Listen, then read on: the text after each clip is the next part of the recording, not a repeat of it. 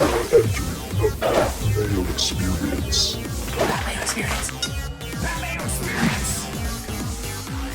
Mayo experience. Experience.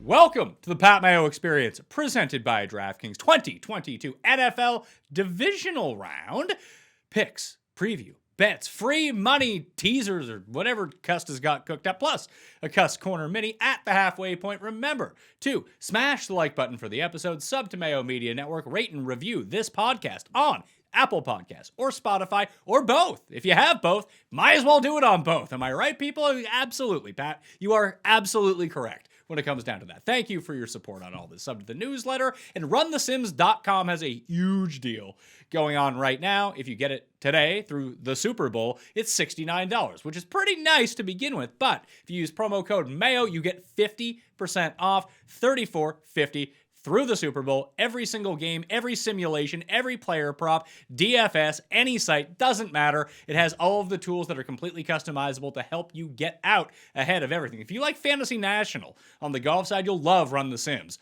on the football side, where there's only really showdown and 2 game slates really left. Probably a pretty good tool to use at your disposal if you're still looking to win money on DraftKings or wherever for the rest of the year. Let's bring them in right now.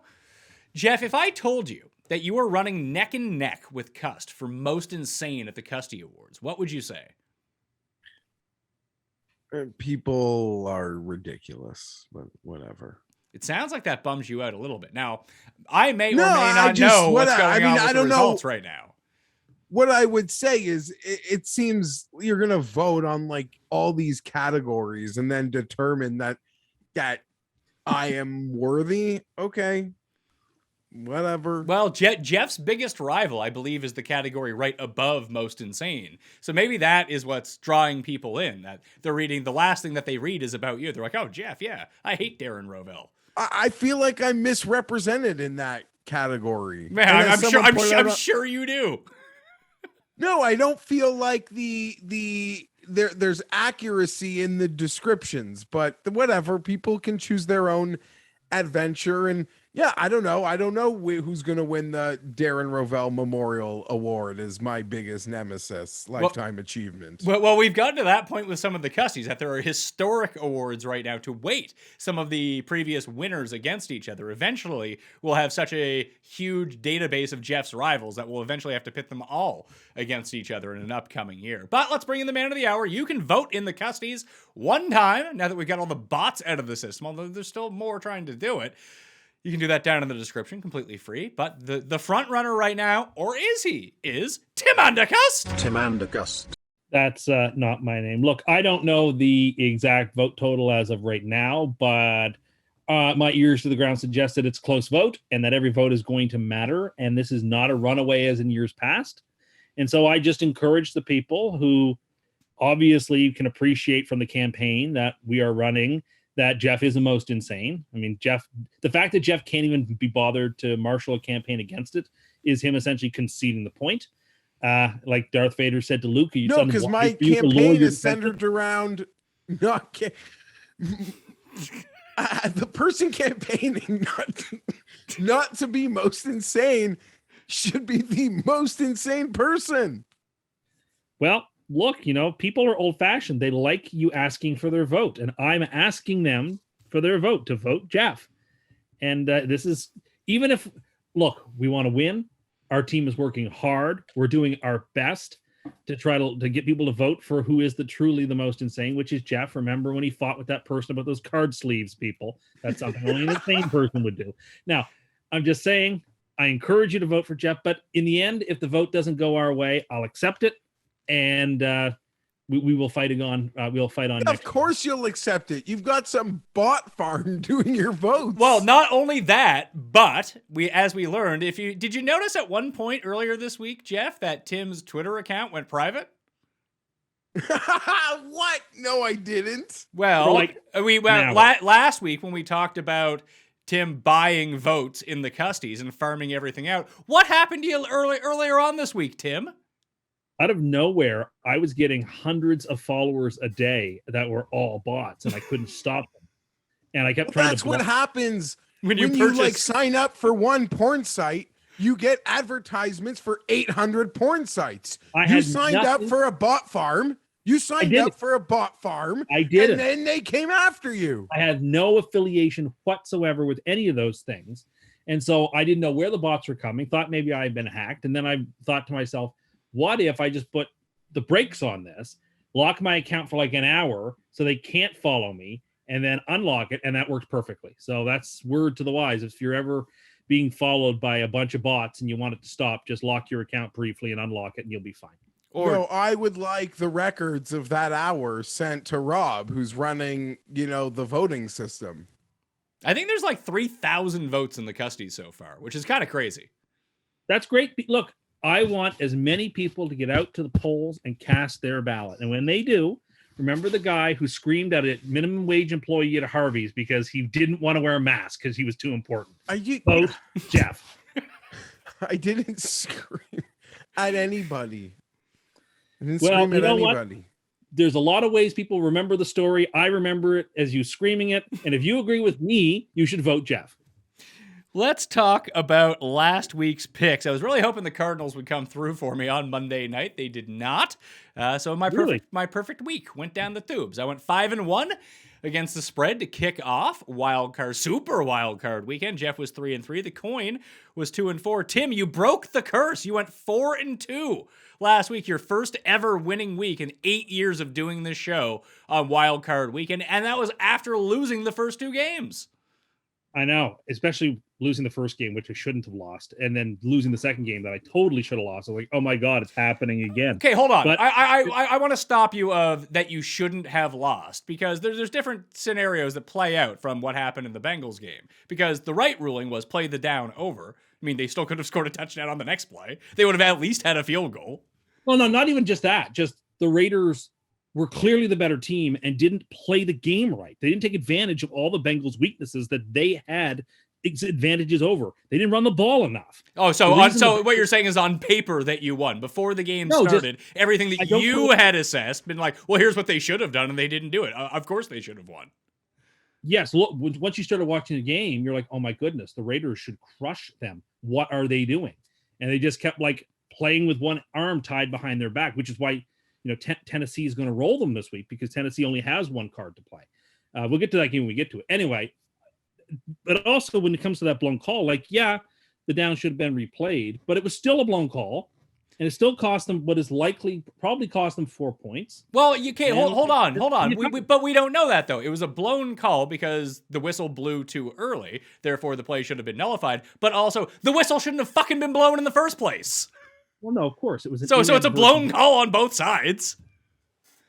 Why?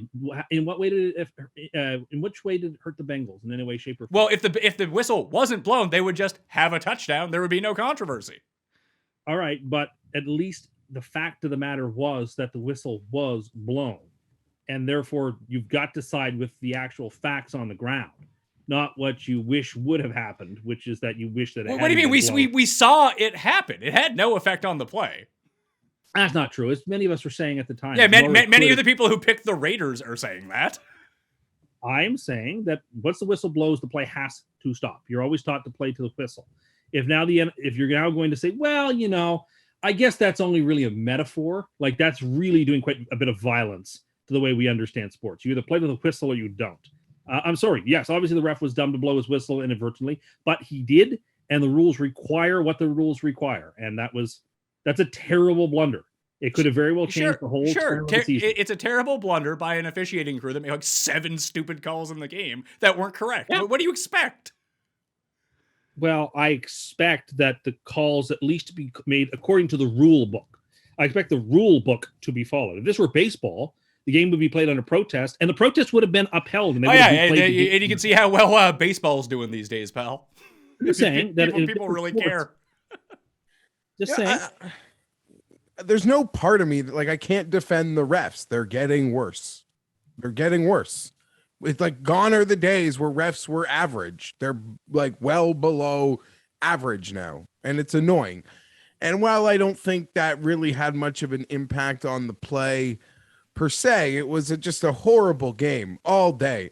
And I swear to you, a decade ago, Pizzola would see the ref sheet and tell me, like, I don't want to bet Jerome Booger games. He put it So, out. He I don't put know. it out on Twitter after he had made the bet. He's like, I would not have bet this game had I have known this. Yeah, and I don't know how this guy keeps getting playoff assignments and whatever. It's just embarrassing. That was probably, it was a bad weekend of reffing, but that game was probably the worst. The worst, because I don't blame. I think Dallas fans are out to lunch on blaming the ref for the end of that game. Me No, too. the call. That's on A them. couple of the. Oh yeah, that is a couple of the holding calls on defense that were called against them on that previous drive were not penalties you can ever call, and Well, a couple of the shots. Well, the anyway. Randy Gregory one was a very obvious hold. They never ever call defensive holding in those sorts of spots. Well, It just- I was like, when you blatantly hold someone, then they're going to call it. like, I don't know, but I mean, I don't blame the referees for Dallas losing. I blame Dallas for Dallas losing. They got what they deserved. 49ers did not play, were not impressive. And if they play like that next week, they're going to lose by 50 points. And Dallas was unimpressive. And like, that was a close game, but that was not a good game. It was a bad football game. It was It was not a fun. bad weekend of football. There wasn't a single good game in the mix. Like the Raiders, Bengals. Highly disagree. Saturday night was a good game, friends. Oh, that was a delightful game. I wish they should have to show that on the John Hancock Center on a constant loop to remind Boston sports fans of it every day. That's what I think. Why? Because it was so amazing. So they could be reminded all the time of that game. They lost the Humble game. themselves. They just lose the game. In fact, I reject the term lose to describe that game. That's too gentle. They were obliterated, humiliated. Thank God the Buffalo Bills did what they had to do. Now, I certainly hope Buffalo gets crushed this week, but they did the job they needed to do this week. Thank you, Buffalo. There have been like 4 or 5 moments in my entire football watching life that made me happier than that moment. That was a top 5 football watching moment in my life, was watching Belichick squirm on the sidelines, knowing that he's being humiliated on national television against an AFC team. That really speaks to your fandom, by the way, that We don't have a lot. two teams that don't involve a team that you root for, that you have nothing but to root against other people. You see how sad that is, right? Yeah, but this team has tormented me my whole life. So to see Goliath get slain, I'm sorry, makes me happy. I still say the season was unequivocal success for the Patriots. Of course. Well, I mean, I guess As someone like, I never thought they could win the Super Bowl. They had that middle run where it's like, what the hell's going on here? Things just seem strange. They never seem to have like the ceiling talent or Tom Brady, despite thinking they have a mini-me, to win the Super Bowl. So them losing in the first round doesn't surprise me. Maybe the style in which they'd lost surprised me a little, despite being on Buffalo. But all in all, I think Patriots fans and the Patriots need to be quite thrilled is probably an over-exaggeration. But of all the teams that won't be winning or going to the Super Bowl, I think the Patriots are on the short list of teams that had the best season after those two. Well, but this is a question of perspective, right? If you, after they win that weather game against the Bills, December 7th, and they're 9-4, and they have the inside track for the 1 seed, if you were to tell the Patriots front office and coaching staff and team and fans that their fate was to be absolutely beaten to a pulp by 30 points on wild card weekend on the road, would you consider this to have been a successful season? I don't know. I even think about we talk to one of our friends is about as big of a Patriots fan, like a delusional Patriots fan, as that you could talk to, and even he said it was a really successful year. He's like, I'm not happy with how it ended, but if you had told me that this is where we would get to at the beginning of the year, I would say it was pretty successful. Oh, at the beginning of the year, sure, but by the middle of the year, the expectations change, and so the results. But they didn't really, because the Patriots hadn't beat anyone, and everyone kind of recognized that. When they were 9-4 and were the 1 seed in the AFC, you really don't think that perspectives changed in a significant way? Not really, because we came onto this show. We came onto this show, and Geoff and I were talking about, like, hey, now's actually a really good time to bet the Bills to win the division, because if they win the second game against the Patriots, it's still going to be in their hands. And we went and looked at the odds. It was like plus 110 Bills to win the division. Like, no one was really thinking that the Patriots were going to steamroll this. Like, and I get it from Tim's angle, like from that very neat, like, fandom angle. You have the 1 seed, a 1 seed that really Who didn't have the post-week- one seed at some point in the AFC this year? No, I was going to say post week 5, it felt like lots of teams had the one seed, including teams that didn't even make the playoffs. Womp womp. So it was just this rotating thing. And yeah, the expectations maybe changed for the fans a bit. But so I think, they sort of, I don't know. I think it was a very successful season for the Patriots. Well, you know what? Was it I an changed ultra my mind. embarrassing way for it to finish? That's undeniable. And I enjoyed it as well as someone that backed the Bills and like seeing different faces come around deep into the playoffs. So You've convinced me. I've changed my mind. Every single time the New England Patriots lose by 30 in the playoffs, I'm going to count it a successful season too. no, now you're no, because if this happens again next year, or in Mac Jones, Let's fast forward here. The Jets make the playoffs, Tim, because you've already predicted them to go 12-5. They get absolutely smoked in the first round. I already bought my AFC wild card season success gear. It's going to be your spin on the entire thing. No, I mean if they're a road, absolutely. if they're a road team in the playoffs and they lose badly next year, yes, then I would feel that way because they have a rookie QB, a team that's never been has no infrastructure. Oh, really? So the team with the rookie QB that's rebuilding that did that this year, they're unsuccessful. But if your team does it with a non-rookie QB next year, it is very successful. Your words. That's, again, a very unfair characterization. Jeff, is that unfair or is that exactly what he said? No, I think it's very close to what he said. And I get it. Like Bills fans, football fans, like you can enjoy the Patriots losing that game and getting embarrassed. But I don't think I think it's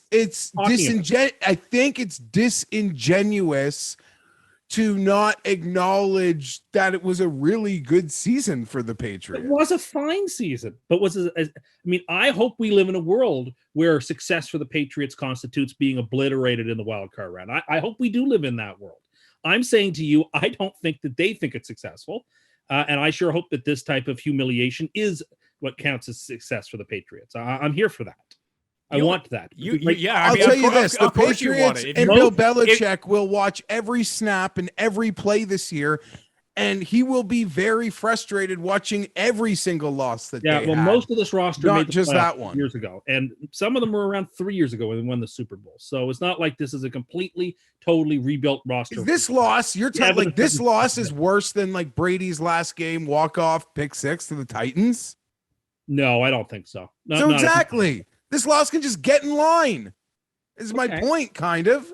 Okay, but there's a chasm between saying that and saying what a very successful year this was to get humiliated on national television. I don't know. Listen, it didn't end great.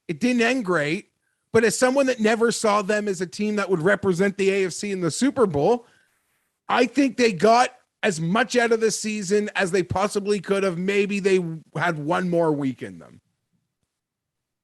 Okay. You'd just be so thrilled if the Jets made the playoffs, Tim. They don't even have they don't even have the chance to get embarrassed like this. Very few people on this team who's ever played in the playoffs. So it would be an important experience. Listen, the rookie quarterbacks did not fare well, or rookie playoff quarterbacks did not fare well at all. Even Burrow in the win, he was going up against another rookie quarterback in the playoffs. So that kind of offsets. And I don't know. It's one of those weird situations where like some of these teams and fans now have like bad taste in their mouths, but I think that's totally ridiculous. New England, Philadelphia, I can name a couple of them. I think it's totally unfair in some respects, although they probably deserve more criticism. Even Kyler Murray's allowed to, be horrible in his first playoff game. That's my opinion. I can't tell. I mean, listen, I'm not an expert quarterback evaluator by any means. I know that shocks some people, but the entire Jalen Hurts situation, it's fair and unfair to him because he played like absolute trash, and now he's getting surgery on his ankle, the ankle injury that kept him out from the Jets game when Minshew ended up playing. And I think he knew, I got to come back now or I might not have this job for much longer. So he ended up playing through that. I don't know how, maybe that's an excuse. Maybe that really did impact him. I don't know. But the Eagles weren't supposed to be very good this year. And they were the classic team of they beat who they were supposed to beat and lost who they were supposed to lose to. But I feel like they wildly overachieved. And because of that, everyone just now hates Jalen Hurts because he was so terrible in that playoff game. I thought it was actually kind of reminiscent of when the Ravens played the Chargers in Lamar's first year. And Lamar was just trash in the first round Great of the playoffs. example. And then he came back the next year and he was good. Won the MVP. Clearly used the offseason, used the confidence of how the season went. And yeah, I hadn't thought about that at all, Pat, but that's, I think, a very fair comment. Even look at, I don't know, Allen, had some really embarrassing playoff moments. We can still laugh at the backwards side pass. I think it was versus Houston. It was. It was. What a great game. Yeah.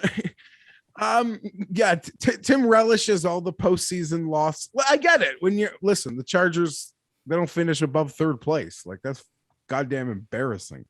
So I relish in some division teams losing playoff games also.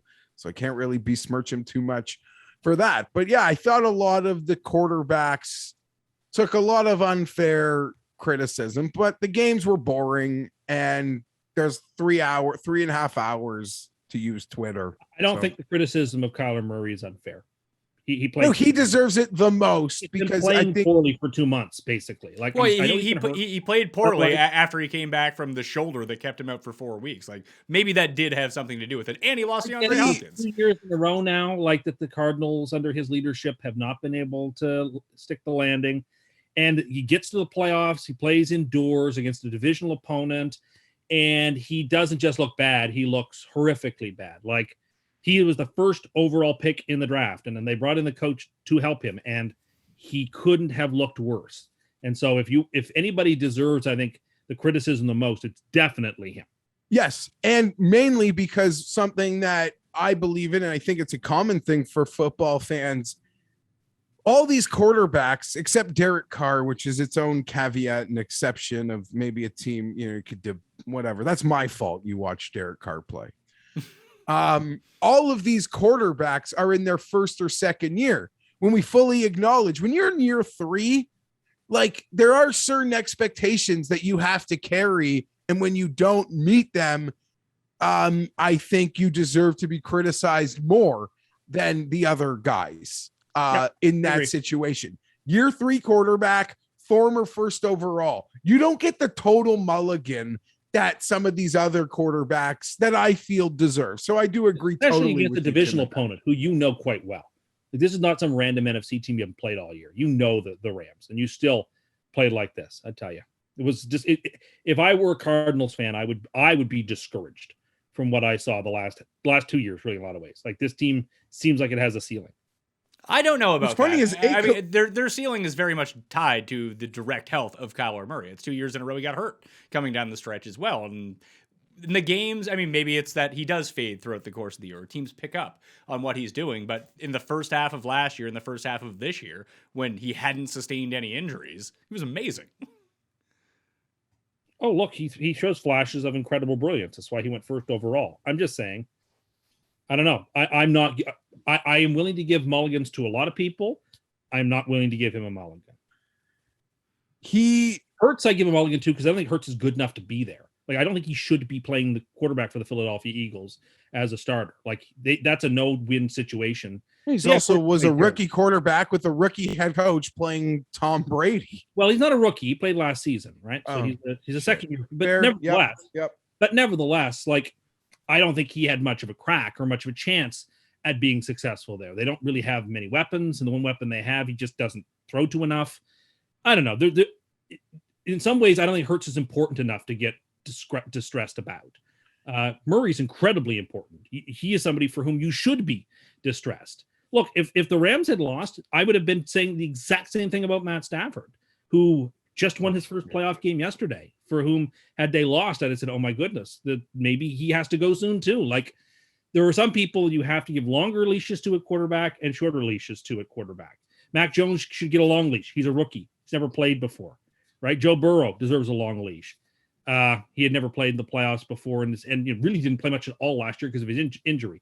Murray's his third year against a divisional opponent, and to play like that, my goodness, it was just awful. And 8 coaches have gotten fired. And listen, I part of it also. You watch some of those playoff games, you're like, some of these coaches suck also. Yeah, Kingsbury shouldn't have a job. McCarthy shouldn't have a job. I don't know. I don't think Sirianni's good at his job either. They're not going to fire him because he made the playoffs, but I don't think he's very good at his job. Do we know if Sirianni's good at his job or not? He was able to coach up a team that wasn't supposed to be very good to make the playoffs. What was the expectation of Philadelphia coming into the year? What was the over win total? Like 5.5? I don't know, but I don't see him as a master. Yeah, he's definitely, you can't say he's not good at his job. He just got those wins, hit that win total to get them in the playoff. To Pat's point, they won the games they were supposed to win. They lost the games they were supposed to lose. I guess to declare him good at his job, you would have liked to have seen, like a marquee victory. But whatever, that's, I don't know, for a rookie head coach. What you do is win the games you're supposed to win and not lose the games you're supposed to lose, and you finish 9-8. Like anybody could do that. Oh yeah, anyone. You could, couldn't you? No, but any NFL coach could do that. Like, what are there 3 9-8 teams in the AFC that didn't make the playoffs? What? Like, I don't know. The 9-8 team didn't make the playoffs in the NFC. I'm just saying, like, the Eagles did not have an impressive season. The Eagles are another proof positive for why playoff expansion was dumb. The last 2 years, we've had those 4 2-7 games. 3 of the 4 have been god awful terrible. Because it's all about money, the NFL won't go back to 6 teams, but they should, because they've injured the quality of their playoffs, and there's no one who can actually defend what they've done outside of it makes more money. I liked having the Monday night game. I could go back as long as they kept that Monday night game. Sure, there's a compromise. Have a Monday night game and go back to 4 playoff games. Great. Yeah, I enjoyed the triple Saturday.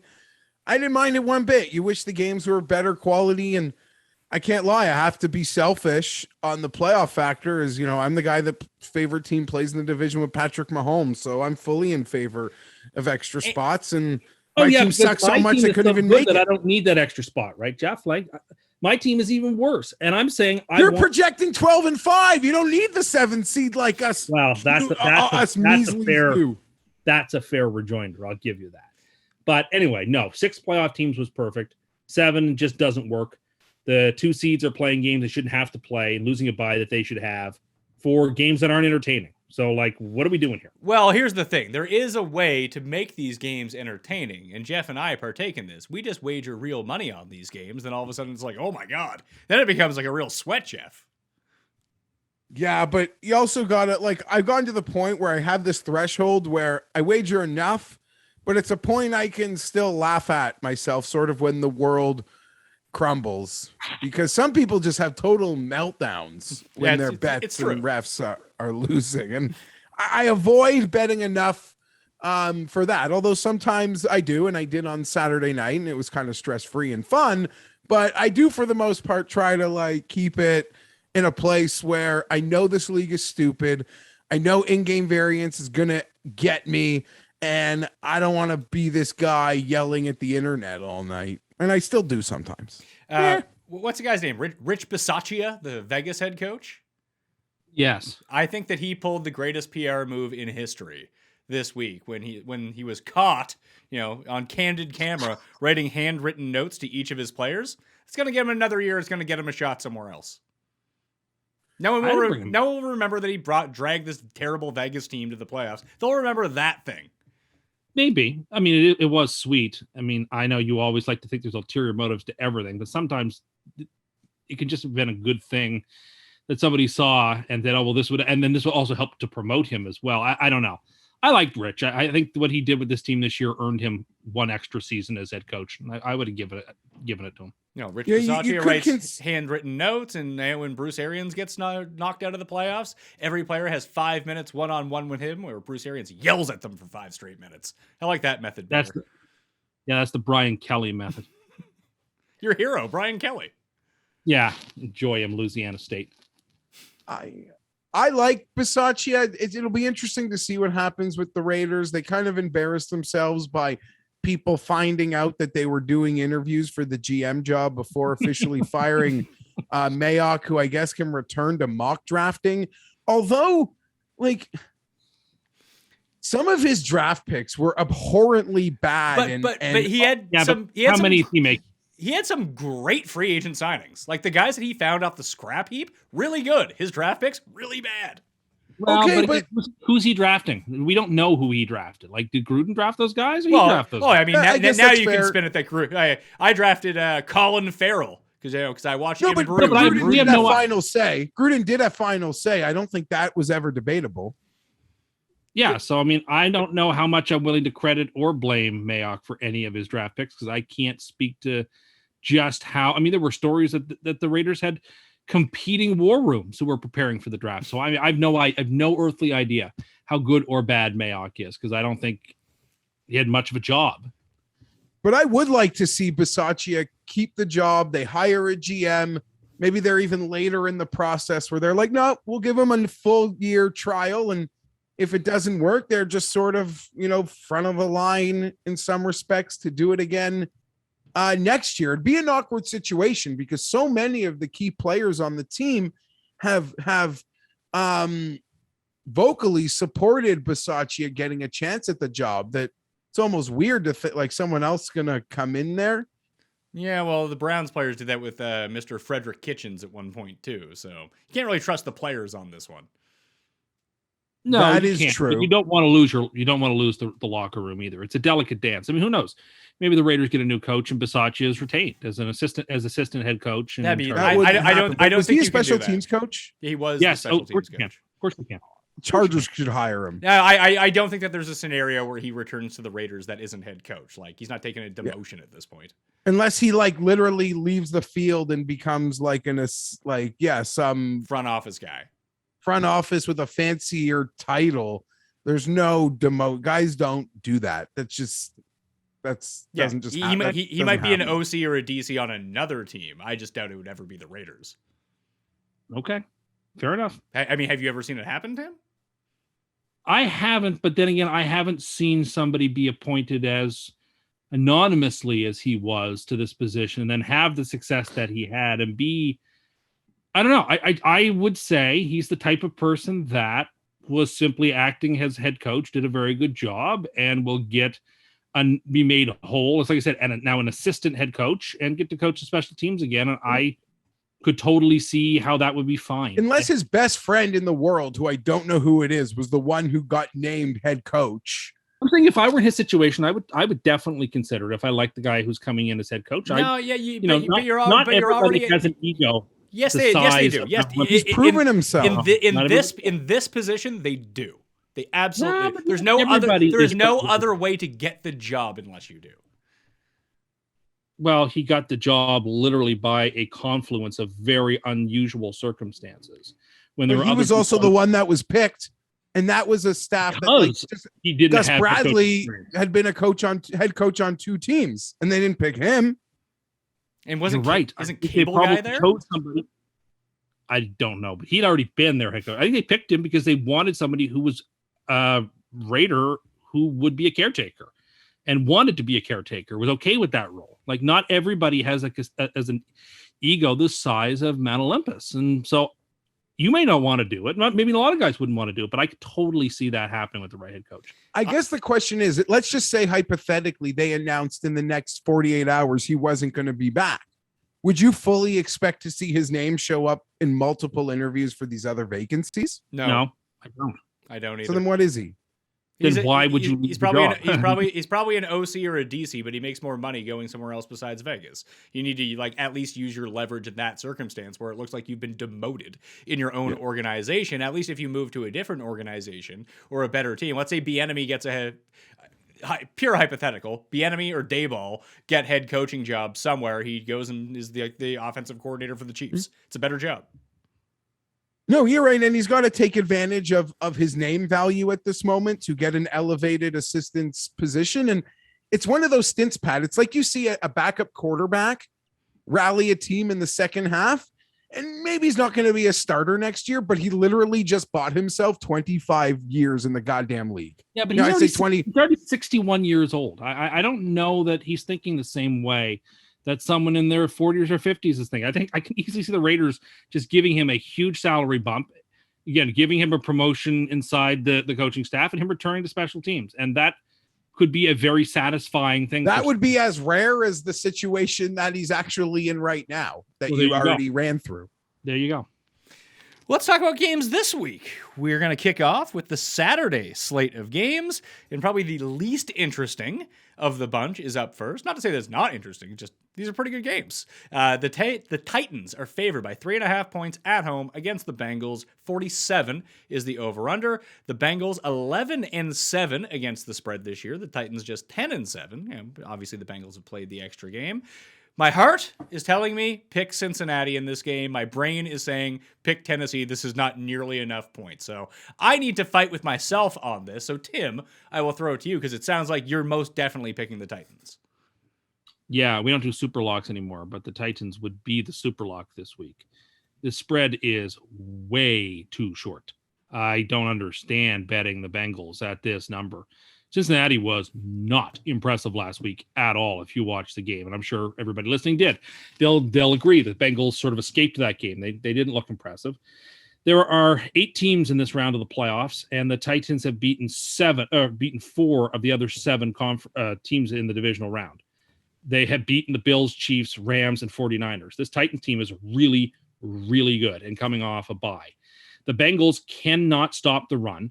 The Bengals have even though I thought their line played much better last week than I anticipated, they still have real weaknesses on the offensive and defensive line. And the Titans have such strengths. They should be able, with Henry back, and even if he doesn't play a whole lot, they have other running back talent. This is going to be a game like we've seen out of Tannehill before in the playoffs, where he only has to throw 10 to 20 times, maybe less than that, to win the ball game. The only way I think the Bengals can win this game is if they can find a way to force Tannehill to have to beat them.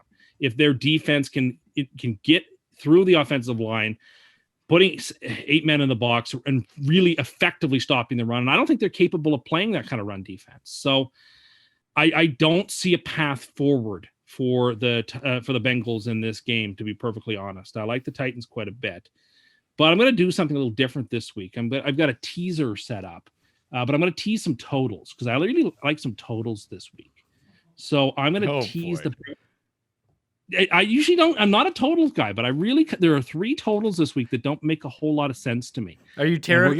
Hey, listen, you teased through 0 last week and it worked in your favor. Why not do it again? No, I'm not going to do that. I'm going to tease the Bengals under. And so their now new under is going to be 53. The Bengals Titans under. I like this. All right. So what is that? A 6-point teaser?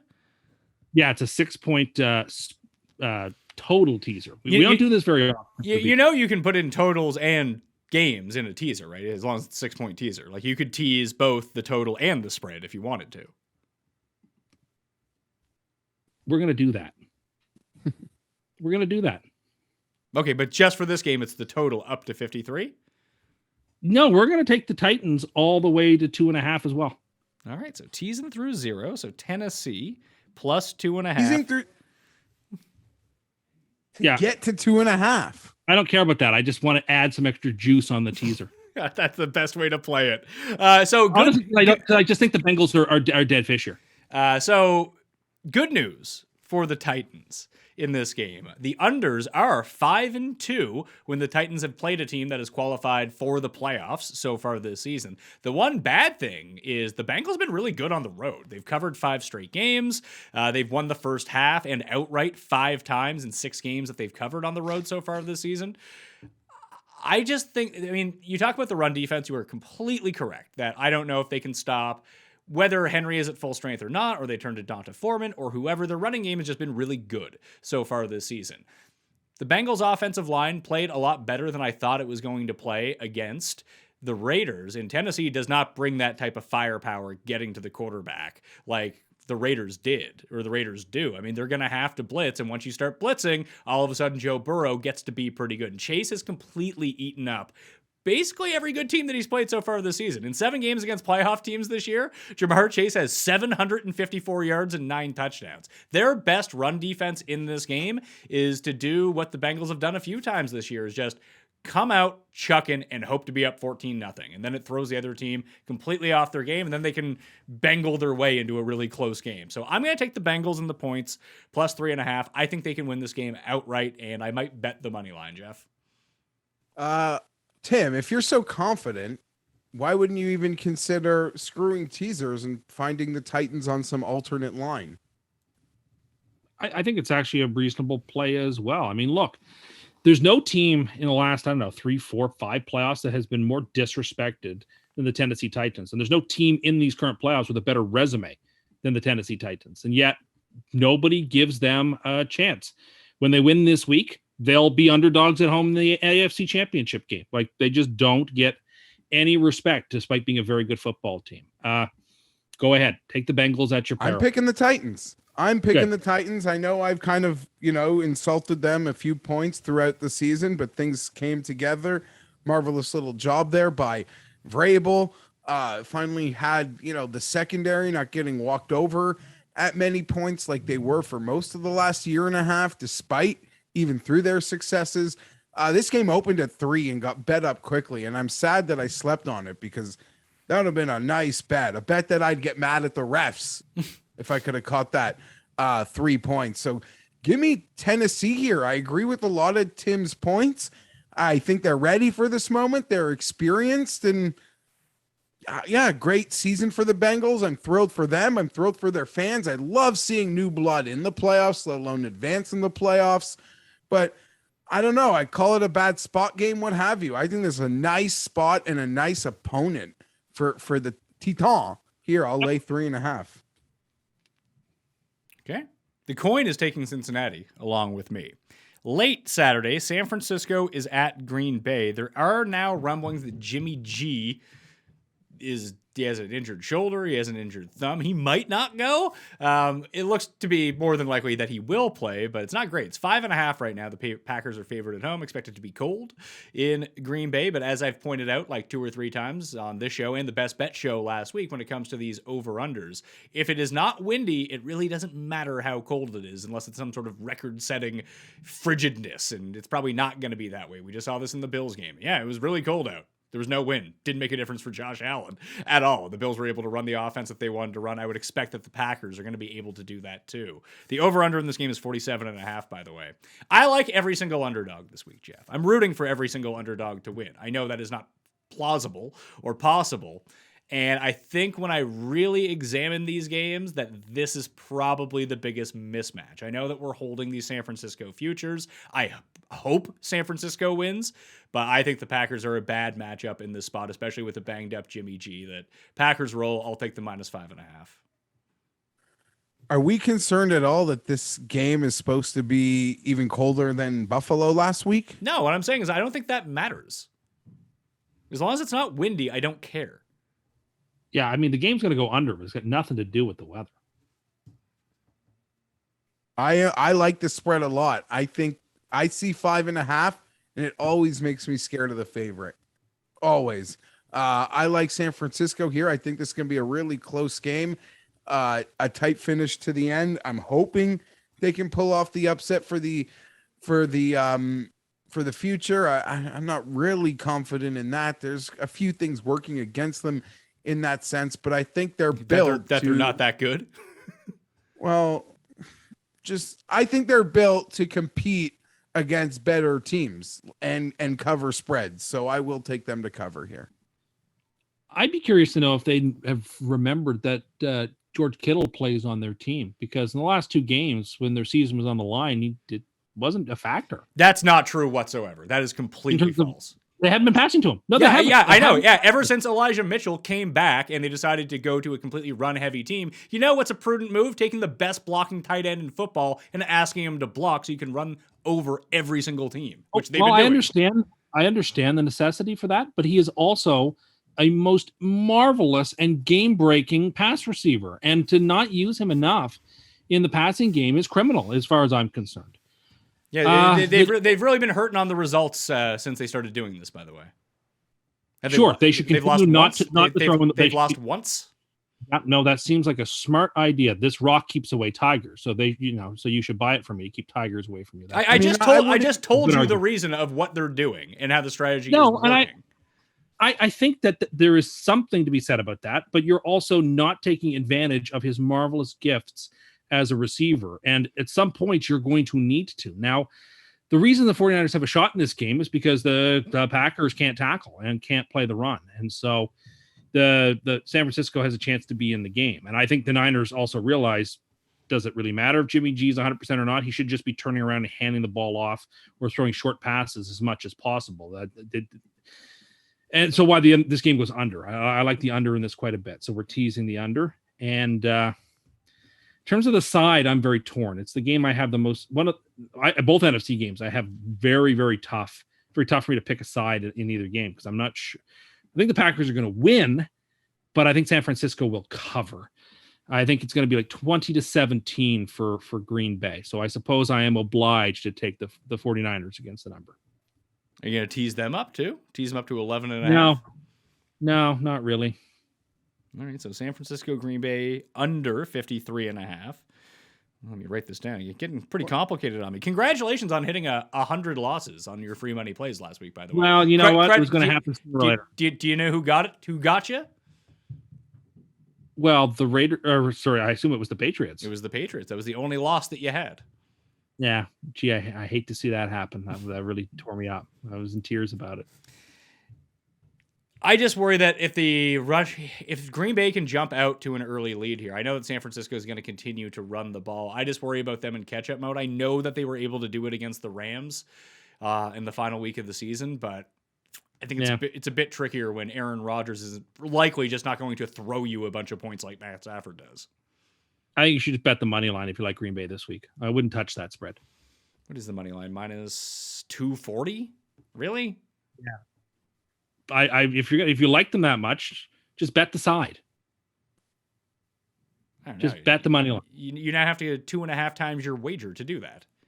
I get it, but that 5.5, as Geoff mentioned, is such a scary number against a team like San Francisco. That just I wouldn't play. I would rather not bet this game than bet a minus 240 in this game. That's fine. Well, okay, that's fine. But I think minus 240 is a perfectly reasonable bet here. Pat, just make a teaser.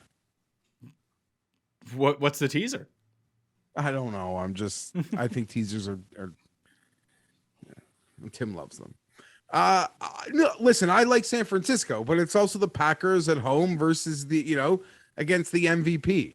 If this game turns out to be boring like some of the other games of last week, I'm not shocked. It is the playoffs. That's the other thing. It is the playoffs, so expect Rodgers to play poorly because that's what he does in the playoffs is play poorly. His MO. Dude, you're still going there. Well, I mean, let's look. I'm actively rooting against the Packers. You've actively helped them win an MVP, and you're just. I take no responsibility. But do I want to see them lose this week? Yes. But do I want to see them lose next week? Also, that would be great. As long as you don't get them in the Super Bowl. I don't like. I don't like this team. This Packer team can't play special teams, and they can't play defense. So they have to get beaten at some point by one of these three remaining good NFC teams. I will be cheering. Whoever wins San Francisco and Green Bay will have my full support in the NFC title. Oh, game. I'm sure, because if it's the Rams, then God forbid you have them hosting the Super Bowl in their home stadium in your stadium. Or if it's the Buccaneers, you're tired of Tom Brady winning Super Bowls. But. Yeah, I mean the Rams is multi-layered, and we can get into it. And I don't know, I might even pick them this week. But yeah, the Rams just do it differently. And I guess I'm a curmudgeon and says, no, that's not how it's supposed to be done. Your team's supposed to suck and you're supposed to just draft bad players, not trade your draft picks for proven entities. That's not how you win in football. All right. That brings us to the midway point of the show, meaning it's time for a mini version of Cust Corner. Cust Corner, it's Cust Corner. Cust Corner, it's Cust Corner. He's got the hottest takes with the highest stakes. He should be president of the United States, but it's Cust Corner, it's Cust Corner. Cust Corner. Okay, so this week, something that's been going through my mind, and I don't quite understand, is Why is it that hors d'oeuvre food is never regular food that we can have at meals? Because hors d'oeuvres are delicious. Like, why can't you just have 15 mini quiche for supper, or just a bunch of bacon wrapped scallops, or water chestnuts? Like, why don't we normalize Water that? Why chestnuts is are it horrible, by the way. They are They're delicious. not delicious. They are delicious. Again, if you have a palate of someone older than a 5-year-old, you'll enjoy water chestnuts. But you have shown that you have the palate of the 5-year-old is the thing. No, I love water chestnuts. My point is, hors d'oeuvre food is by and large delicious. Why don't we normalize eating hors d'oeuvres, or why doesn't someone open a restaurant that serves just hors d'oeuvres as meals? What a great idea that would be. Okay, like, you are completely against, like, when we go and get shareable food at places. This would be a shareable restaurant. You realize that? No. Everyone gets their own order a la carte. You know, if you order the mini quiches, you get like 7 of them. And then, like, you get a side to go with. Like, why can't we have... These are all sides. Food? That's the thing. These are all side dishes. No, they're not all side dishes. They are. They're really mini. You can choose to have as few or as much as you want of them. They would probably be best in a style of, oh yeah, I'll have 3 of those. I'll have 2 of those. That's why they're hors d'oeuvres, because you can pick and choose from the ones that you want. No, I could eat like an entire container of mini quiches. Tim, we've seen you. You can eat an entire container of anything. But it's not just me. Like, I think you should normalize this. Like people eating hors d'oeuvres as meals. Okay, so let me just step in right away and just tell you, like, nothing is stopping you from doing this. No, like I know. I could. Hold on. There are many times where I've gone to a restaurant and literally for my main course just ordered 2 appetizers. Like, they're things that I like that are... What an imposition against you. That's not right. You shouldn't have to do that. Like, to say that... Why? No one gave imposition. Yeah, the waiter didn't look at me like I was an alien. Like, I bet they uncommon... Why do you think, Tim, that everyone is judging you wherever you go? They're always doing that kind of stuff. And you're not insane. I'm not. But the world revolves around you. Everyone just has to have a comment about Tim on everything he does in public. A bunch of people don't know. I've done the same thing as Geoff has. When we've gone out to dinner, Tim, I go out and I'll be like, like, even to mention bacon wrapped scallops. I think the last time I went, I got those and like whatever the 2 taco appetizer was. Yeah. That was my entire meal. I remember I did. I wasn't like shrimp. Oh my sliders. God. And it wasn't like, oh my God, the waiter is back there being like, oh, look at this guy. He got 2 appetizers. What the fuck are you talking about? Guys, this guy, they don't want their appetizers brought till the main course. Tim, would you like if some fine print on the menu said, feel comfortable to order these as your main course? You know what? Absolutely, I would. Yes, I would. In fact, I think menus shouldn't even have the appetizer section separate from the main section. Just have it all on one big thing. Don't make me feel like I'm some strange person because I want to order some bacon wrapped scallops and some like nachos, and that's my meal. Well, but most of the time it's underneath the app category because it's a smaller dish, and that's how you know the sizing of everything. No, but whatever. You can just mention the sizing in the description or in the price or whatever you want. Look, it's just I find it to be exclusionary to me when I feel like it would be a better dining experience if we didn't have these categories on the menu that don't need to be there. No one else feels this pressure. Like I'm sensitive about it. Yeah, we definitely know that, you fucking snowflake. But you're also the same sort of triggered. But no, this is also the same thing that Tim is all into, like 3-course meals, and you have to use this fork, and it has to come out at this time. But also, I get sad when I order apps. Well, this is not quite a multi-course meal where the menu is already fixed and you're served courses one after the other in a particular fashion. That's much different. No, it's not, because the one that they bring out first, that's the only one I want, Tim, of the 3-course meal. And people are just chatting all around the table if it comes out second for me and first for other people. Like, what are you talking about? You know exactly what I'm talking about. You're a fucking mental case. No, I'm not. You know I'm right. It makes people feel like less, like there's some sort of like something less by saying, oh no, I'm not going to have a main. I'm just going to have 2 appetizers. Hold on a second. You go to your shanties like TGA Fridays, Applebee's, Chili's, and you're afraid of, like, you're intimidated by the waiter, or you make up some conversation the waiter is going to have with the chef, in quotation marks, chef. Oh, they about probably your are. order?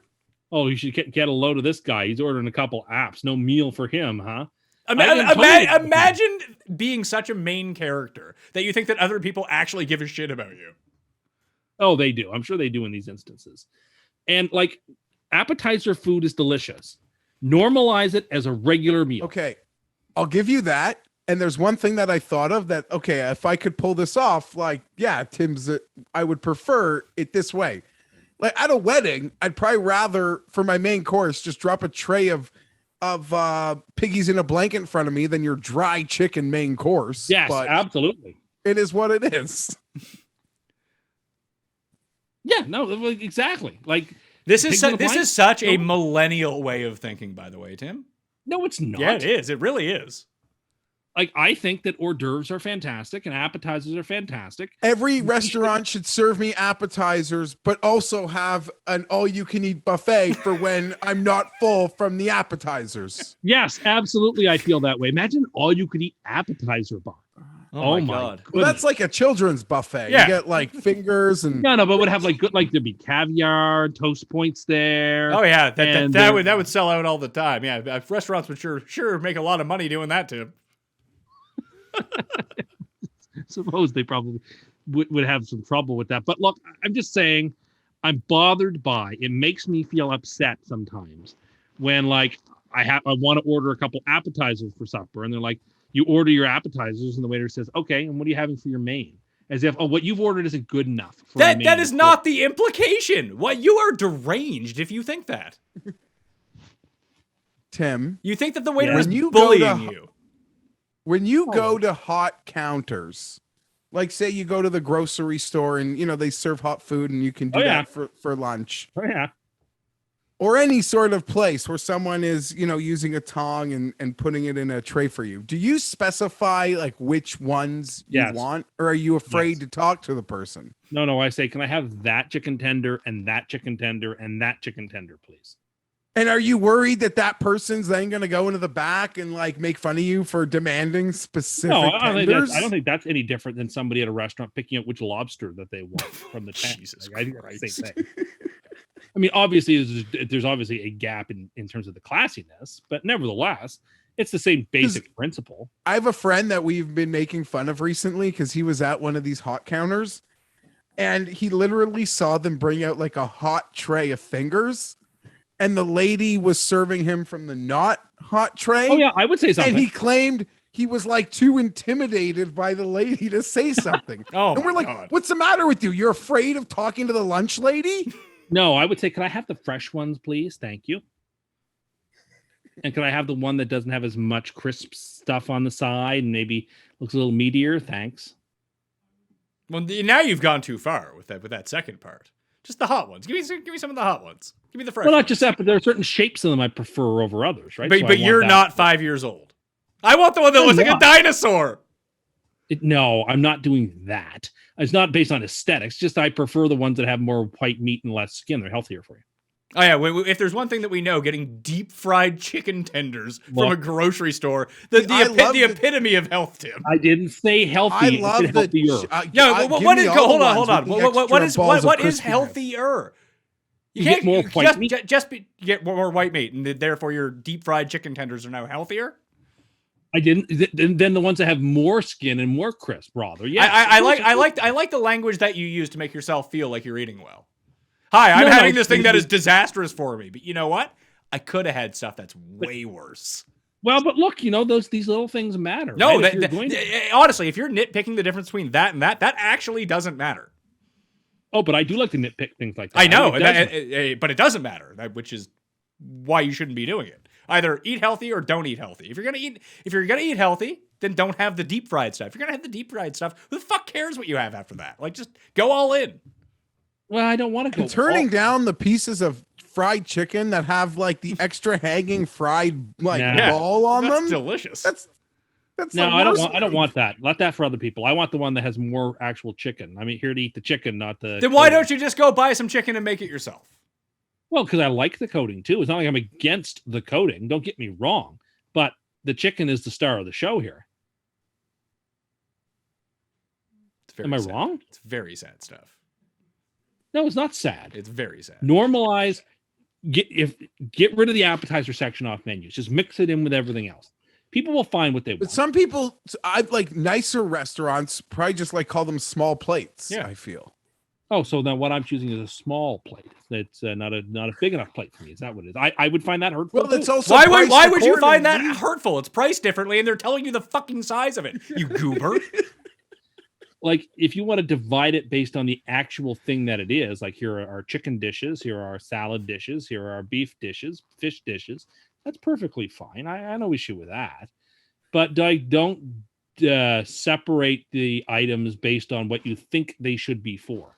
But That's they're served a certain way. That's how they're served. So if one comes on a small plate, I wouldn't want to order something thinking it was a main course meal, and it shows up. It's like, oh, this is really small. I wish I would have known that.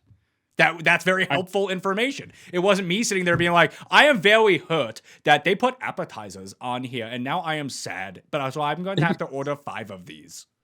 I didn't say any of that. You can also tell from the price of the item whether it's going to be smaller or larger. Let's Not be honest. necessarily. Hey, No, listen, it could just be fancy. not and necessarily. market price. Or it will describe the item. It might say, oh, here are 3 meatballs or whatever. Okay, well, then you know that you're only going to get 3 of them or whatever the case may be. In fact, almost all the time is the amount or quantity of stuff mentioned on the menu in the description. So I don't think that confusion would happen as often. I think it's just a matter of encouraging people to order what they want without having to feel bad about. But you don't need getting to much encourage appetite. anyone to do this. People do this already. Have you ever You're had just a one, lunatic.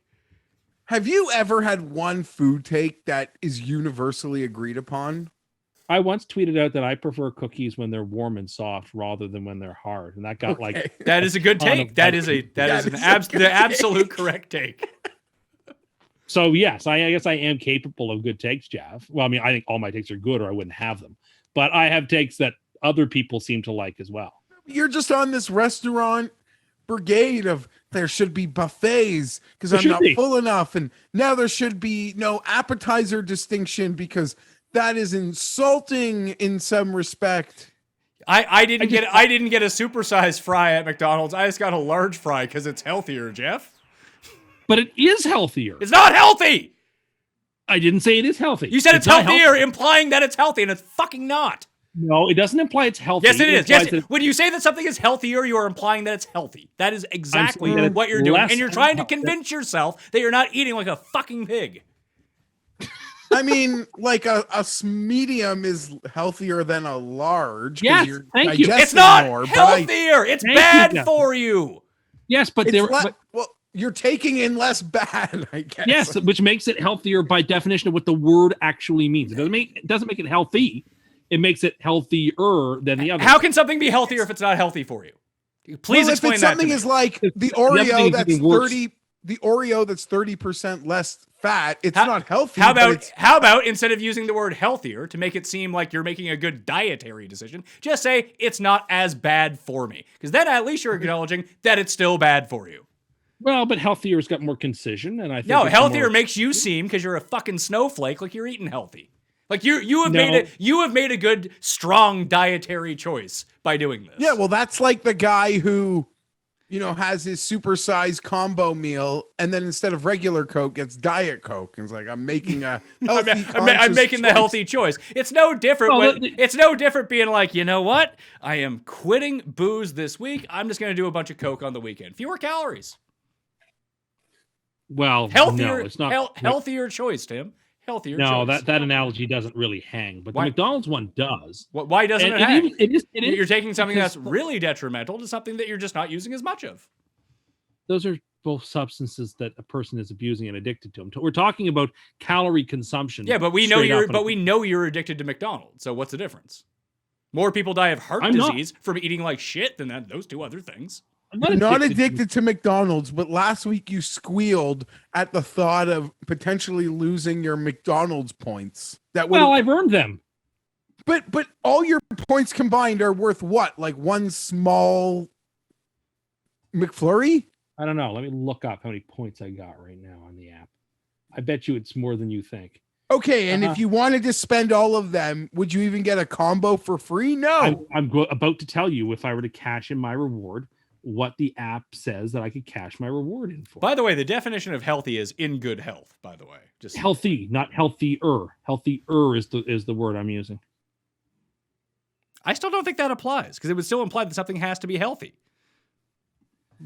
So right now, Geoff, I could get an Egg McMuffin value meal, and I still have points to spare. Big Mac meal, still have points to spare. You've cleared 10,000 points, you animal. I'm just under 14,000 points right now. Just under 14,000. I go to McDonald's a lot. I've never used a point. I don't have. You see, I go for coffee a lot, right? So. Oh yeah, you pile up 15,000 points with dollar coffees. Sure you do. Well, you go just about every day. How many points do you get for a coffee? I don't know. How many points do you think you get for a coffee? I suspect you probably get like under your points. You can view history. It'll tell you exactly how many points you got. Oh, okay. Hold on. We'll see, but this tells you by points, not by amount. Wow, there's a lot of points. So that means you're ordering other items then, not just your coffee. Well, some days. Oh, here's my Christmas Eve or Christmas Day one where I had to drive all around to find stuff. Will these points expire too? I don't know, Tim. How much on the coffee? I don't know. I can't. So he's never ordered a standalone coffee. Yeah, I can't tell. So you're not so getting all this talk about just going to get coffee, that never fucking happened, did it? Yeah, it happens. It happens. I just don't know why it's not coming up on my app. Oh yeah, it's technology's fault. I'm so sorry. It's got to be the app's fault. That's what I assume must have gone on here. Maybe you should update it. Maybe it will work properly. Anyway, yeah, I'm just under 14,000 points. I don't know what happens when you get to 14,000. That's where the bar ends. So I don't know if you get like something special or what. You probably get like VIP status. That would be nice. I've earned that. But I'm not addicted. Like if McDonald's went away tomorrow, I'd be fine. Don't feel like you would. You were freaking out because you almost lost your McDonald's points. Imagine if the restaurant went away. Like I would miss it, but I'd get over it. There's more to life. I have a question. Why is McDonald's? No, never. I was just like they refer to things as like smaller items. Do they not? They do. Well, but they don't have appetizers. Or they have like the little menu, the single menu. The dollar menu? Well, yeah, that's a dollar menu. Well, maybe the employees at McDonald's are judging me because I just wanted to get 3 cheeseburgers. Why didn't that guy get the combo? What's wrong with him? You don't think that the people at McDonald's don't judge people for their orders if they're extraordinarily strange? I don't think that would be a very strange order, is what I'm trying to tell you. No, I don't think that would be a strange order. But honestly, I don't think that the high 16-year-olds really care all that much, unless it was so extreme that everyone could have a good laugh over it. Maybe you're right. There are so many. If you work at McDonald's, like in a city or anywhere, you probably encounter so many messed up people that the guy asking to change his topping doesn't register for you. No, that's probably right. I'd be curious if you were, how many people are actually regulars at a McDonald's on a run of a day? Regular means they go 6 to 7 times a week. So on average, once a day or just under once a day. Wonder what the percentage would be. I have no idea. I'd say pretty low. But you also probably have regular people, especially in cities who, I mean, if they're still going to the office, I bet there's a lot of like workers who go to McDonald's every single day because it's cheap, it's fast, it's probably very convenient for wherever you work. And you just kind of bang it out that way. Like you're thinking about the people that we used to see when we were growing up that would like have their own seats at McDonald's. Like there'd be like one customer per McDonald's and like they had their own seat. They were there every time you went in. It's like the guy that I see at the gym all the time. Like I don't think that he just has the same random schedule as me, that he just happens to only be at the gym whenever I'm there. I'm just going to assume he's always there. Yeah, exactly. Yeah, he lives on that machine, or he lives in that booth at McDonald's. Yeah, probably. The guy at the gym is in very good shape, though. The regulars at McDonald's tend not to be. Yeah, I suppose if you're going to choose one place to haunt more often than not, then the gym's probably a pretty good one. All right. I think it was a good Cust Corner. Good timing on that. Let's get to the next. Oh, go ahead, Jeffrey. I have a minor complaint about something that bothered me today. Is it about Darren Rovell? No, I have many. I love Darren Rovell. Just? I can see it coming from you. How jealous you are of Darren Rovell's signed 1/1 Panini Rosa Parks card.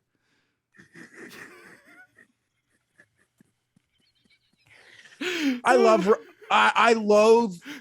Rovell. I love when the internet makes fun of him.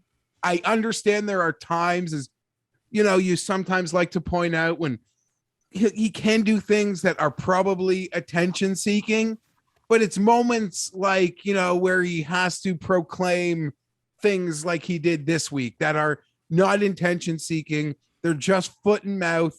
And as someone so eloquently pointed out on Twitter, he's Twitter's little Carmine. And I think that fits perfectly, despite the fact that I don't know, he's got 2 million followers and he's represented by, I think, like CAA. He's not too shabby, I guess. I wonder, you'd think there are other people who could be employed to tell us what concession stand foods they have at Washington National games and plagiarize people's winning big parlay bets to tweet. But hey, to each their own. My complaint is far more serious matter. So I sent you guys out today a trailer for the new Fresh Prince spinoff called Bel Air, which they appear to have turned into a very intense teen drama show, which is fine. I don't agree with, although I grew up enjoying Beverly Hills and the OC and all that stuff. So if this generation needs something like that, they need to spin off the Fresh Prince Bel Air theme, whatever. There's so much talk about equality and discrimination out there and leveling the field. How can you have a Fresh Prince, a Bel Air reboot, and Uncle Phil not be fat? Like, that's discriminating against fat people. It's ridiculous. There should be fat. There should be like 3 neck rolls. Bullshit. Maybe he was That's eating, Uncle Phil. Maybe he was eating healthier by just taking mediums instead of larges. I guess so. I'm just saying that's unfair representation. That is of fat people. And I get it. You know, they're not maybe the most appealing people to look at and what have you. And maybe they're not built for a highfalutin teen drama in Bel Air, but you can't reboot Fresh Prince and not make Uncle Phil a fat man. So you can't. I didn't watch the trailer. Is it like a complete character for character reboot, or is this like Will's other cousin and like they also live in Bel Air or something? No, it seems like it's a character for character reboot, except we go deeper into why Will had to leave West Philly, like some incident and some gang related thing. You sort of get a backstory on that. And apparently his troubles from West Philly follow him to LA. And it's just it seemed like very Beverly Hills 90210-ish in the trailer. I wonder if they'll have Don Cheadle reprise his role as Ice Tray, Will's friend from Philadelphia. Maybe we'll see Hillary back. I haven't seen Hillary in anything for years. Yeah, I don't know. No, there's like no one in the cast. I assume it's executive produced or something by Will Smith. But so it's like they were like, we have this IP. NBC's like, we have this IP that's Fresh Prince. Everyone likes Fresh Prince. We did this reunion. Everyone seemed to like that. And then this other show, Euphoria, seems to be a big hit with the teens these days. Let's just combine these two things, is what you're saying? Like, it's like really like, is it like an over the top teen drama, or is it like PG-13 teen drama? No, it seems kind of a bit over the top teen drama. I didn't get a PG-13 vibe from it. Very much like OC sort of like vibe. I miss the dad from the OC, Peter Gallagher. Whatever happened to him? I don't know. That was a great show. He had great breath. I forgot you loved the OC, Tim. Love that show. Maybe you and Geoff should start your own spin-off show where you guys do an OC rewatch and you guys talk about each episode. I would be able to break down every episode. Well, after watching, I would love it. That Sandy was such a great dad. Okay. Let's get to the next set of games. We have Rams at Tampa. Tampa favored by 3 at the moment, although it looks like that is gonna change at some point. It's minus 120 to bet the +3 right now, so this is leaning towards minus 2.5 pretty soon, it seems. But 48.5 is the over-under. I want to erase what I saw Monday night because Arizona was pretty bad, and it made the Rams seem like they're really, really good. Although Cam Akers coming back had some... Oh, like when you look at the overall box score, it wasn't super impressive, but he had one pass that was completely underthrown by Matt Stafford. That would have been a huge game. He had one called back by penalty. That was a huge game. He looked really good.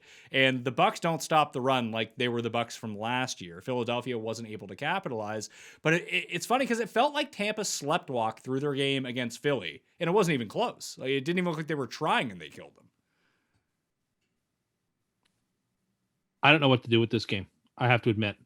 I am going to pick the Rams only because they're my Super Bowl team, and I'm going to go down swinging. But I just don't have a feel for the game. What you just said was very well put. You don't want to be over-influenced by what we saw last evening. And the Rams have had some struggles scoring points, particularly that San Francisco game. The way they played that game was just so disappointing.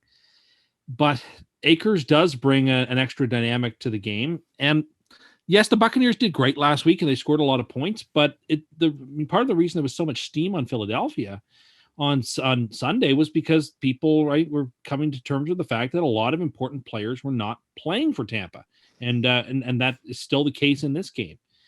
And the question is, when is this going to matter? I in the end, I don't like the Rams traveling across the country to play outside against Tampa. I don't like that. So I want to take Tampa, but I think the Rams are healthier overall, despite not having Robert Woods, and can play Tampa really closely. As you can tell from my voice, I'm very torn on this football game, and I don't know what to make of it. I have no bets whatsoever involved in my teaser on this game, and I'm taking the Rams simply out of upholding my bargain at the start of the year by picking them to win the Super Bowl.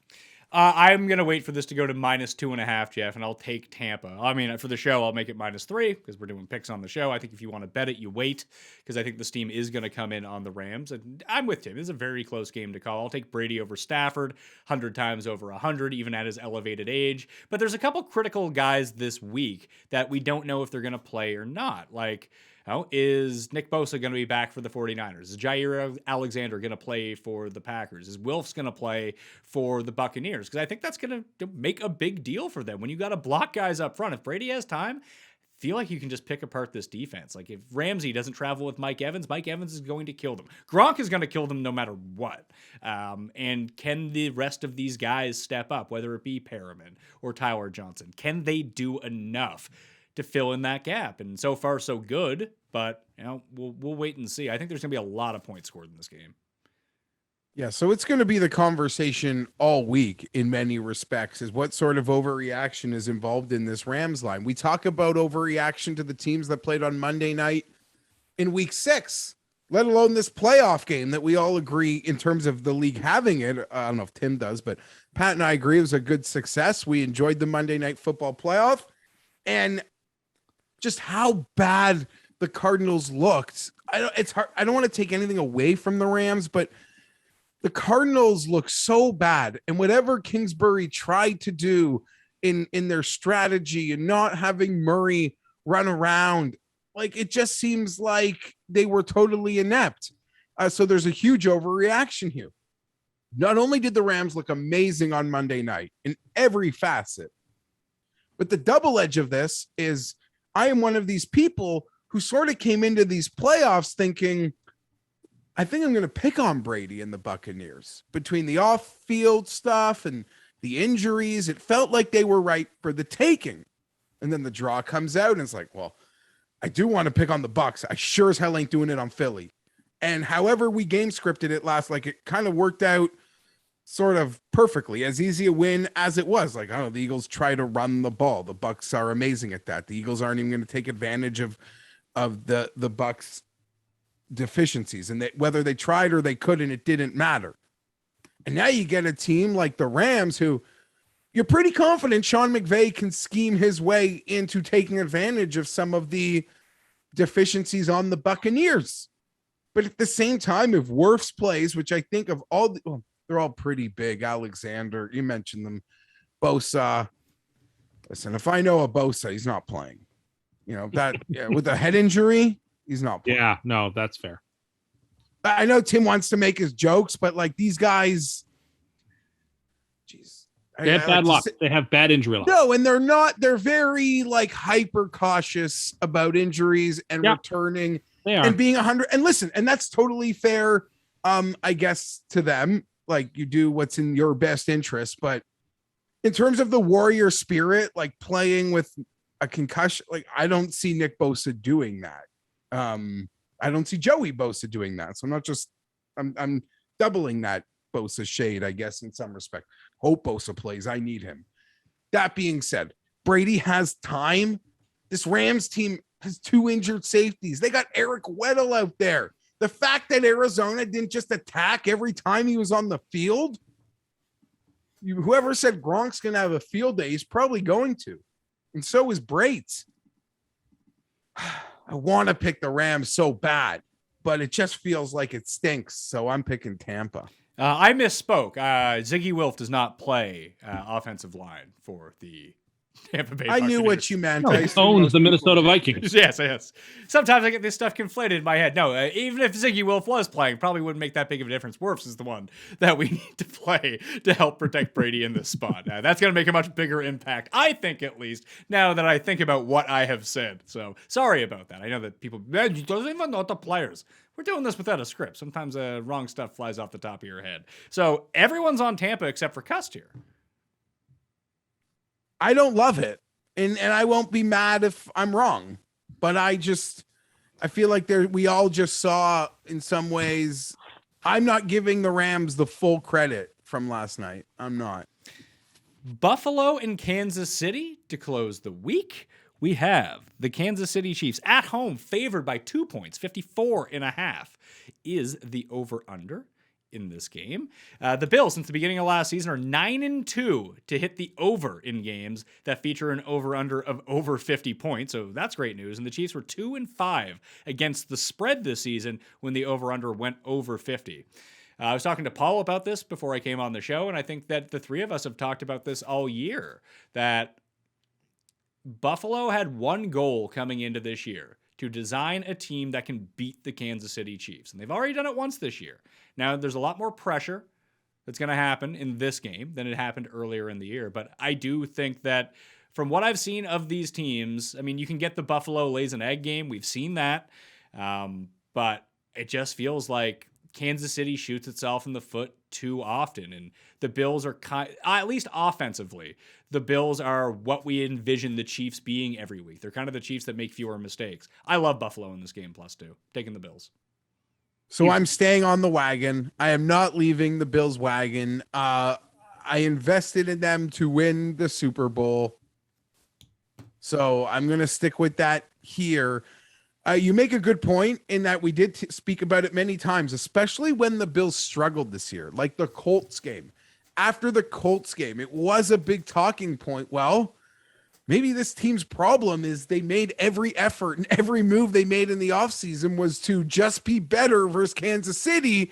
And that ends up really backfiring against other teams. Well, it'll be a real problem if they win this game, then have to play Tennessee. Like, obviously, you want to play the lower seed, but like Cincinnati's a much better matchup for what the Bills do than what Tennessee does. I totally agree. And some of those things that we saw happen in the Colts game could happen in the Tennessee game. You're right. And listen, it's rude for us to be going there. I'm not putting the Bills past the Chiefs. The Chiefs are still the preeminent team in the conference, despite not owning the 1 seed. They are the team to beat. The team that wins this game is going to be the favorite probably in the AFC Championship game. You just worry if now we're at ceiling Bills and we're paying for ceiling Bills prices. I guess you're going to need a ceiling effort to beat the Chiefs anyway. I don't think that we are at ceiling Bills here, because I think if you ran every metric on this game, it should probably be a pick 'em. I don't know. Chiefs have the better coach, better quarterback in a place where home field matters. And I'm laying less than 3 points with Mahomes here. Yeah, this is silly. This is a classic. Everybody loves Buffalo spot, but the value is so on Kansas City. It's crazy. You couldn't find more value on a team this week than you can on the Kansas City Chiefs, only laying 2 points. The Chiefs have more exciting receivers, more exciting. Oh tight no, end they better don't. quarterback. No, they do not have more exciting receivers. That is not true. I'll take Tyreek Hill. I and will take. Kelsey I will take. over Well, all Travis, your Travis Buffalo Kelsey Bills. is a tight end for one thing. I'd rather have Diggs than have Hill. I really would. He's a better receiver. Well, I would not. I mean, in terms of just talent, nope, no way. Obviously, Mahomes is better. Obviously, Reed's better. This is a stadium where home field matters and is incredibly loud. The last time that the Buffalo Bills walked into this stadium in the playoffs, they weren't fit. This Bills team, which has won playoff games in the past, all their playoff wins have been at Orchard Park. They have not gone on the road to win a playoff game in this iteration, whether that be at Jacksonville, whether that be at Houston or Kansas City. Well, you Come can't really This say that. iteration And is now you're 1.5 years old. And you can't say the what you're Jacksonville. saying. And you can't say the Jacksonville game when Tyrod was playing quarterback. They had a choice And between now you're they had the choice between Tyrod and Nathan Peterman in the first And round. now you're going to say they should be laying fewer than 3 points into the Chiefs in this game. It's an unserious line and an unserious circumstance. Go ahead, bet Buffalo. I don't think you're wrong. I don't think Tim is wrong that this line could represent some value. Even I was talking with Pizzola last night. He brought up the point when you were in town, Pat. We hung out that day. The Bills were 4-point underdogs versus Tampa. Yeah, in Tampa, and now they're it didn't cover. 3-point underdogs versus the Chiefs. 2-point underdogs against the Chiefs. They didn't So cover that. I see it, and something else I brought up, and I wouldn't make this comment if I didn't think Dan Patrick was very hyper aware of football. He's not just a guy saying things. He had Breer Rappaport on yesterday, and his question, and I listened to the interview, was, who do you got in the AFC? The Bills or the field? And well, that's just indicative, I think, of the overall mindset now of the public. And that, I think, is way too far. As much as I want the Bills and the Bills in this game. The Bills are clearly the third best team left in the AFC. It's so disrespectful. So disrespectful. I don't understand it. The Titans already beat them this year. They're a better team. And the Chiefs, while the Bills have beaten them this year, the Chiefs are clearly better. And look, Andy Reid is so smart. Andy Reid is going to completely learn from the mistakes from a couple of from earlier in the season, is going to diagram a fantastic game plan, and Buffalo is not going to be able to adjust. I'm sorry. I just can't. I like the Chiefs a lot here. Obviously, the Bills can win. It's the NFL. The Bills have every opportunity to win. I think the line is wrong. I really like the Chiefs here. If I'm going out on my shield with Patrick Mahomes rather than Josh Allen. Sorry. That's just the way I feel about it. And I'm taking the Chiefs. You're very confident in this game. How much would you like to bet on this game?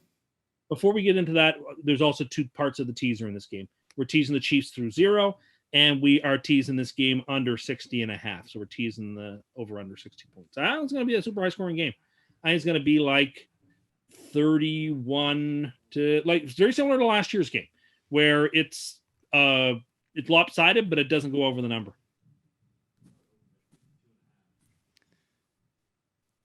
Okay. How much would you like to bet on the Kansas City Chiefs versus the Buffalo Bills this week? I don't know. We can talk about it offline. I want it to be you're very confident in this game. I want it to be an uncomfortable amount of money for you. Well, actually, I won't do that. 'Cause I don't believe that a person needs to put uncomfortable. Well, why are you being amounts such a of money coward? But again, I don't. Oh, think you're so coward. convinced. You just talked a real big game about how this is value. This is Yeah, off. I'm again, going to die on my not shield everybody- with Patrick Mahomes. Come on. Not everybody treats the way they look at the world is well, but if you're not going to be willing to wager an uncomfortable amount, you don't really believe that. It seems like you can just say whatever you want. You have no repercussion for it. Give me something where you will feel bad about losing. I'll feel awful if I come on this show next week and the Bills have won the game. Well, how about this? How about if I win on Twitter, you change your name from Tim Anderson to timandercus.eth. I don't even know what that means. There you go. Vote for Tim. I'll suspend the campaign for a week. No one if cares. the- Well, I mean, that's probably to your benefit. Oh, of What do trying you to mean? win. You'll save money? oh, You'll yeah. save money by not paying your bot farms for a week because they've Oh. already overexerted themselves? Is that what you're suggesting? Listen to the defensiveness in that voice. That is a man who knows his campaign is going down the drain. And it's What delightful. if I told you that Geoff was winning this vote 95 to 5%? Like you have 95%, he has 5%. I would say that there's a lot of votes still to come in, and we're going to keep fighting for every vote. And may the most insane person win. I You don't know. don't think anything you do is insane? I didn't say that, but I said I'd wager like $200 on the No, game. but How about 2,000? No, I won't do that. Come on. Okay, I won't do that. Then. Come on. I don't even. I even feel more comfortable about Tennessee than I do with the Chiefs. But I'll lay $200 into you with the Chiefs, and I'll give you the 2. So you All guys right. should bet both games. I feel much better about Buffalo here, but I'll take your +2. +2, $200. I'll do that. Yeah, sure, I'll do that. Deal. But you don't want to do 2,000? No, I don't. No, that's I too don't. bad. See, that's an uncomfortable amount of money. Tim, too rich, shits out $200. Not a big deal to him. Anyway, It's a lot of appetizers, Tim. it is.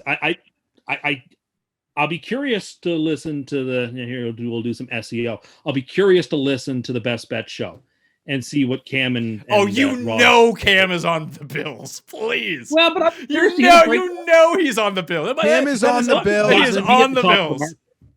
Pozzolo will be on the Chiefs. Yeah, I feel 100%. like it's got to be the Chiefs have to be the sharp side. Oh, of course. Well, Pizzola will take them, and then he'll see his record be the inverse of Cam's. Wow. I feel like the Chiefs have got to be the right side. No, Cam is on. Like Cam, we're all in on the wagon. Bills for blessing. Like, no, there's no way Cam's against the Bills. Okay, There's well, I no understand that emotional level. I get that. Well, how do but you I'm think saying that Cam bets, Tim? Cam understands numbers? Cam can cap a game as good as anybody. He understands what's going on here. Yeah, he caps it on emotion, and he's pretty good at it. I think Cam is excellent at what he does. Excellent at it. But I don't think he's just pure emotion either. I think he understands the numbers and looks at trends. Yeah, it's Cam's emotion, and then Cam. You're getting dog money, Geoff? So some pooches in. Yeah, no, it's Cam's emotion parlayed with like Cam. Also, he's not an idiot. Like he interacts with a lot of intelligent people that he respects. So he uses his emotion and he bounces it off of those database conversations. He's on air like 14 hours a day. I'll be interested to hear their breakdown of this game because, like I said, I think the Chiefs have got to be the right side. And like, there's a number where the Bills would make sense. Like this game to me should be -4.5 for the Chiefs, and then the Bills are a perfectly reasonable pick there. But the spread is just far too respectful. We've seen this in the playoffs so many times throughout our lives, right? Where a team in the first week looks like a world beater and gets way too much respect coming into week 2 and then get flattened. I feel like that's the Rams. That's the Rams. That could be. I mean, I remember a few years ago, the Jets beat the Colts 41-0 in the first round of the playoffs. And people thought this Jets team was the best team in the AFC. They went to Oakland the next week. They were very popular and trendy pick, and they got crushed by Rich Gannon and the Raiders. So like that happens. What was that, like 20 years ago? I don't know when that was, but like it was the last time we won the division. So maybe it was 2002, I guess, whatever. Yeah.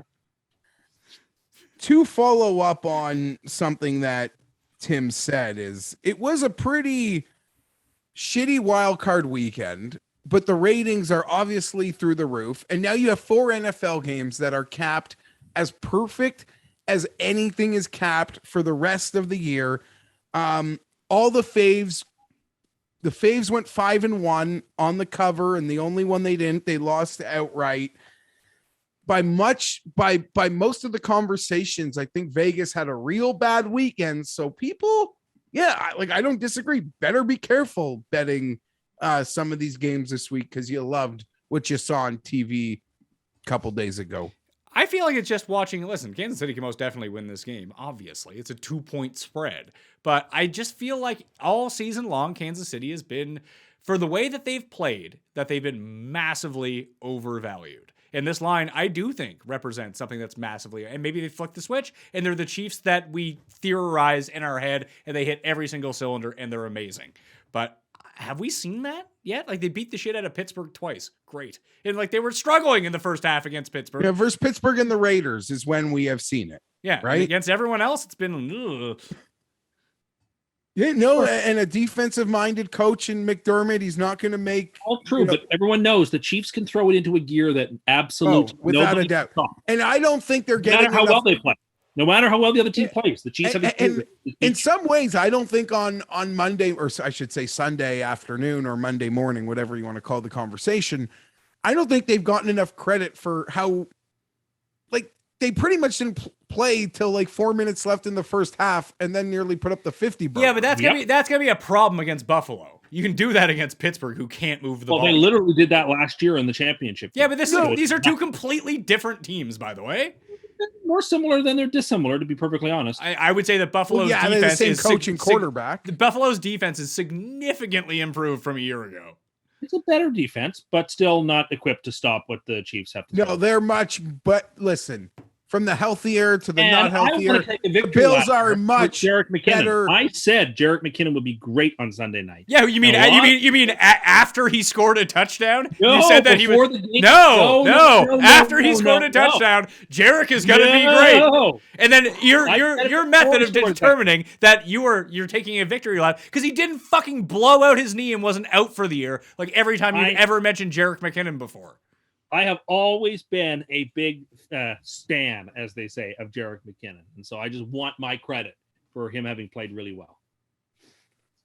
I want. Where the were you Super before the Bowl- game? Watching the other games and watching. Oh, but you couldn't be like, oh, you know what? I really like Jerick McKinnon in this game. You had all week to do it. But no, I have to wait for him to score a touchdown first. See, I knew because I'm saying it now. I think I tweeted it before he scored the touchdown. I mean, you don't really seem to remember sure. anything, so that's tough. I'm pretty sure I tweeted it while it's. And people can trust this guy with your vote. Yeah, it seems very untrustworthy.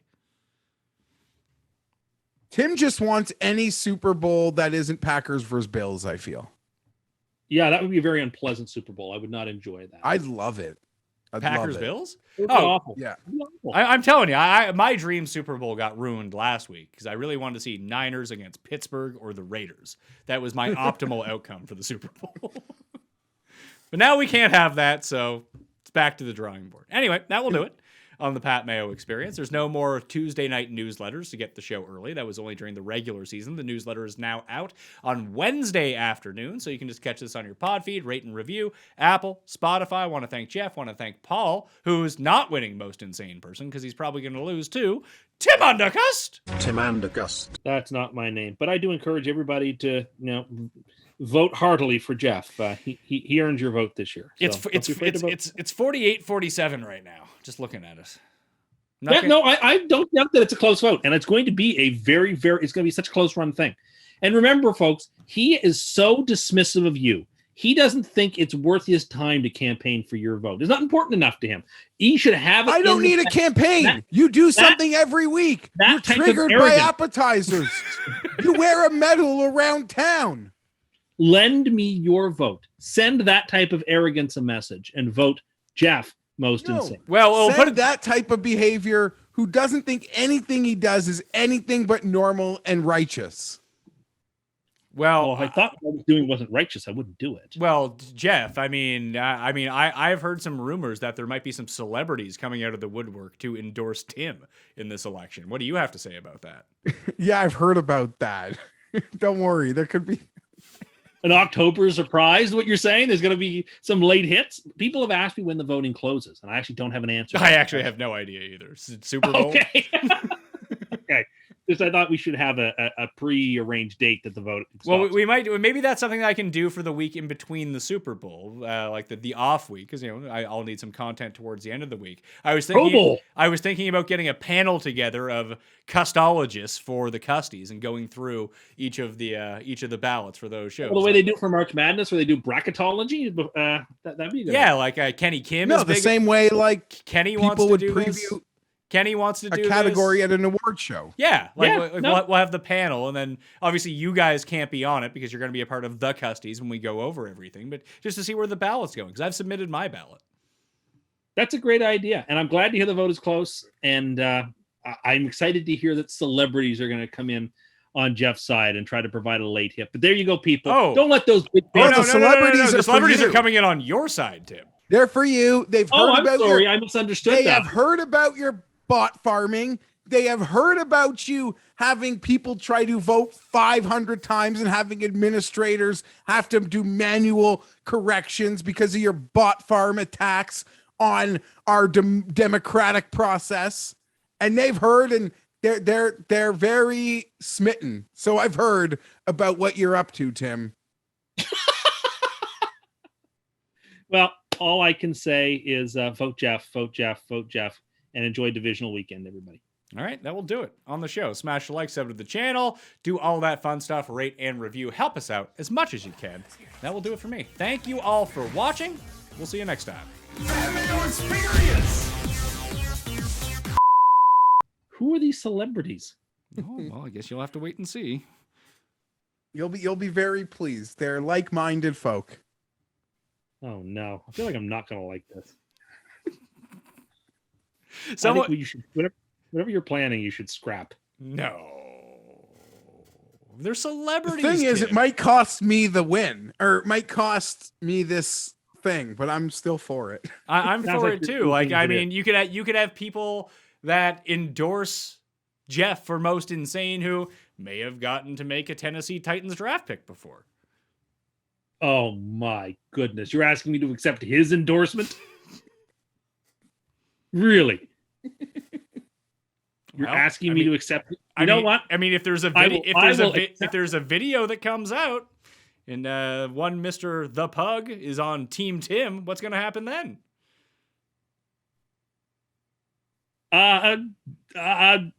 I will extend my hand and shake his paw in friendship, Titan super fan. because the name of the game here is to make sure that Geoff gets voted most insane. I'm so delighted to hear the campaign has been this efficacious, and it makes my heart sing. Experience!